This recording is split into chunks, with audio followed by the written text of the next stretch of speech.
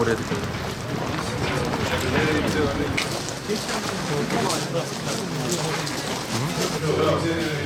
Şuraya da öğleden sonra da şu taraf.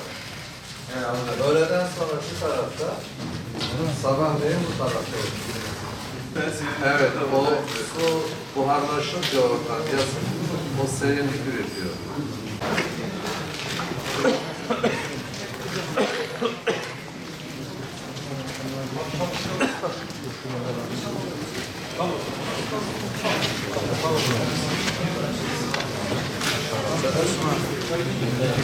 Parçalarını efendim o el yapımı patlayıcılardan dolayı bunları toparlayabildiğimizi toparlayabildik. Diğerlerini de yeniledik. Bayağı toparlanmış. Evet. Tabii tadilat yok hepsi. Burası tamamıyla dağılmış.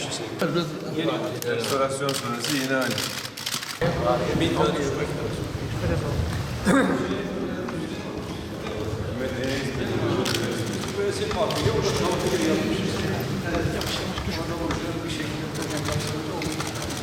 Müezzin mahfili değil. Evet. Nedir bu ağaç üretler? Ha, bura.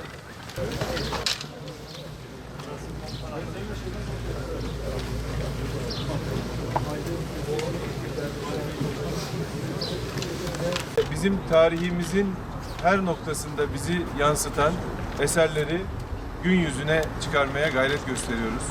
Bu noktada Diyarbakır bizim için çok önemli bir şehrimiz. Bölge için en önemli potansiyelimiz. 2 millet bahçemizi bitirdik ve stadyumun olduğu alanda da 3. millet bahçesinin inşaatını da en kısa zamanda gerçekleştireceğiz.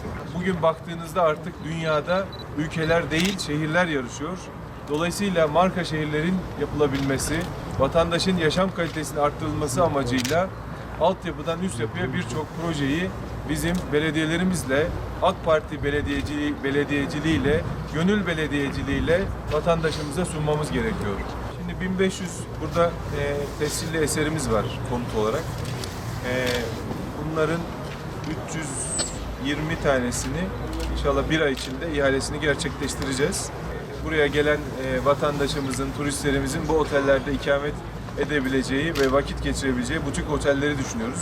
Bir ay, 1,5 ay içerisinde burada ihale edilmemiş, yapımına başlanmamış hiçbir inşaatımız kalmayacak. Bu yıl içerisinde tabii burası büyük oranda toplanacak. İnşallah önümüzdeki yıl içerisinde artık burada yaşam tam anlamıyla başlamış.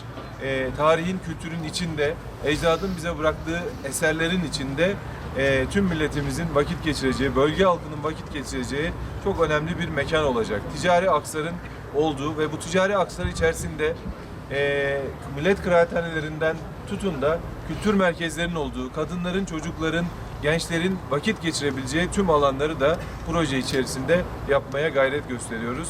İnşallah bu proje bittiği zaman Sur eski Sur'dan daha güzel, Diyarbakır eski Diyarbakır'dan daha güzel bir hal alacak.